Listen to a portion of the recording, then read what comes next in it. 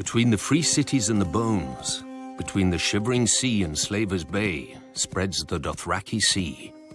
Named not for its waters, but for how freely its conquerors roam upon it. A traveler on the Dothraki Sea will find few villages and no farms, because the Dothraki view it as a sin to cut into their Mother Earth with plows and shovels, and the Dothraki know only one punishment. The closest the Dothraki approach to civilization is Vaes Dothrak, though to outsiders it doesn't look like a city. There are no walls, because the Dothraki believe only cowards hide behind them, instead of facing an enemy blade in hand. But the Dothraki couldn't do that here either. Within the bounds of the city, no one, not even the mightiest Khal, may carry a blade, by order of the priestesses of the Dosh-Khaleen.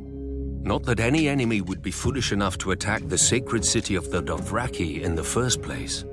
Two giant bronze stallions rear over the entrance to the city, their hooves meeting in the air to form an arch, the famous Horse Gate. Through it is the God's Way, where the Dothraki drag the sacred idols of the cities and peoples they've broken. Along one side, stone gods look down on you from cracked thrones with chipped and stained faces, their names lost to time. Across the road, monsters watch you pass, black iron dragons with jewels for eyes, roaring griffins, manticores with barbed tails poised to strike, and other terrible beasts from every corner of Essos. But there is nothing to fear. If these gods and devils had any power, they would never have ended here. Not all foreign gods in Vaes Dothrak are broken.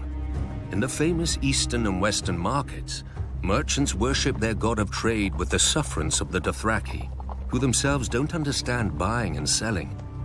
The western market is a great square of beaten earth filled with animal pens, drinking halls, and a maze of stalls and crooked aisles.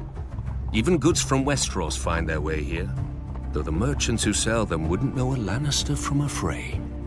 The eastern market is fittingly a stranger place. The elders of the Dosh-Khaleen view it with suspicion, and most Dothraki stay away. They aren't wrong. The great elephants, the basilisks in silver cages, and the striped black and white horses of the Diogus Nai are harmless enough. But I can see how the elders wouldn't want their younger members to see the warrior maids of Hir Kun, who wear iron rings in their nipples and rubies in their cheeks, or listen to the shadow men, who cover their bodies with tattoos and hide their faces behind masks and whisper dark secrets for a price. This is all of Vaes Dothrak that foreigners ever know.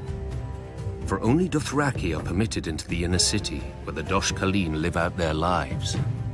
A blood rider, drunk on fermented mare's milk, once told me that the Dosh-Khaleen are stewards.